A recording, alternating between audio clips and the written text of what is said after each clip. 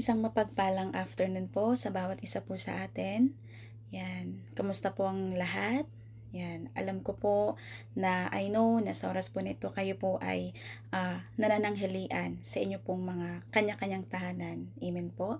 And salamat po sa ating Diyos na buhay dahil dinako niya po ako sa oras na ito upang i-share po sa bawat isa sa atin yung short video o yung word ni God dito po sa Book of Matthew chapter 8 verse 23 hanggang verse 26. Amen po. Ito po ay tinalakay po namin kanina sa aming Bible reading morning devotion. And maikling mga verses lamang po ito. Ito po ay may kinalaman, amen po, doon sa mga alagad ni Jesus Christ at even si Jesus na kasama po nila sa daong, which is yung daong na tinutukoy dito is yung bangka. Amen? Sige po, simulan po natin. Sabi po sa Book of Matthew, chapter 8, verse 23 and 26.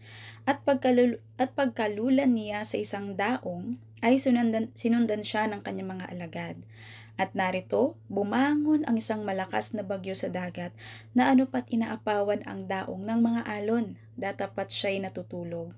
Verse 25, at nagsilapit sila sa kanya at siya'y ginising na sinasabi, Panginoon, iligtas mo kami mamamatay. And last verse 26, at sinabi niya sa kanila, bakit kayo natatakot o kayong kakaunti ang pananampalataya? Nang magkagayoy, nagbangon siya at sinaway ang mga hangin at ang dagat at humusay na totoo ang panahon. Amen po. Salamat sa ating Diyos na buhay sa napakaganda niyang salita na ibibigay niya sa atin sa oras na ito. Mapapansin po natin dito, si Jesus po ay natutulog. Sila po ay kapwa magkasama sa dagat na nakasakay. Ngayon, dumating po yung malakas na ulan, hangin, alon, kasi nasa bangka po sila. Amen po, ang nakapaligid sa kanila ay puro dagat. Ngayon, si Jesus Christ po ay natutulog. Ngayon, dumating po yung malakas na ulan, hangin at alon.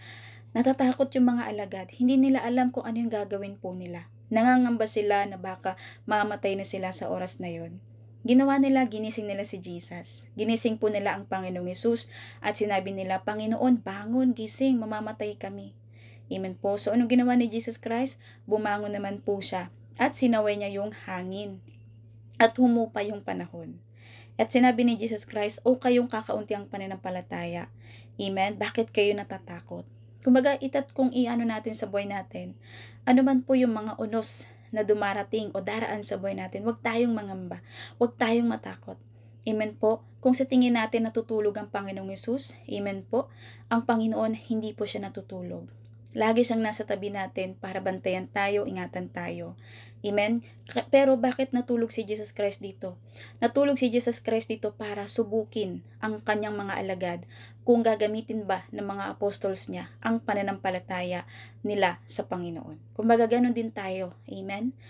Yes, tunay na sinusubok din tayo ng Panginoon. Sinusubok ng Lord ang pananampalataya natin sa tuwing tayo po'y dumaranas ng mga pagsubok, mga problema sa buhay. Ang gusto ng Diyos, makita niya sa iyo, sa akin, sa atin lahat, gamitin po natin yung faith natin. Para po yung unos na darating sa buhay natin, mapagtatagumpayan po natin. Amen po? Dahil meron tayong malaki at matatag na pananampalataya sa Panginoon. So, yun lamang mga kapatid, short video lamang po ito. Bitin po itong video na ito, pero ganun pa man, tinuturo sa atin ng Diyos. Amen, sa word niya this afternoon, na lakasan po natin yung pananampalataya natin sa Kanya.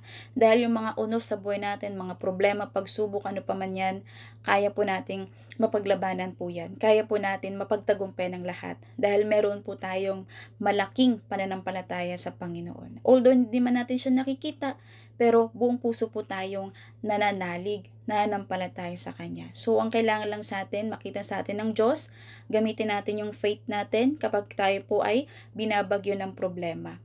Amen? Kapag meron kang pananampalataya sa Diyos, malalagpasan mo ang lahat ng pinagdadaanan mo. Bibigyan tayo ng Panginoon ng peace of mind. Amen? At hindi niya tayo pababayaan. Hindi niya tayo hayaang malugmok doon sa pinagdadaanan po natin. So, keep on faith and keep on praying with God and pangawakan natin yung salita ng Panginoon. Yun lamang mga kapatid, and God bless po, and sa ulitin ulit in God's will. Bye-bye po, and God bless us all. Bye! Sarang iyo.